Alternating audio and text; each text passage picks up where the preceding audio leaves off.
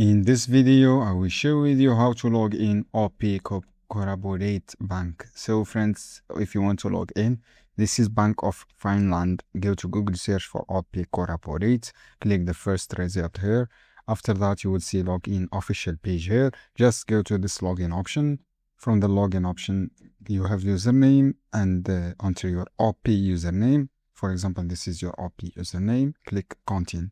In this case, if you forget your username, click forget my username. You can read how you can replace your username from this option. You can click on forget your username. You can also identifications your key code list, enter your OP password from here, and then click a login option.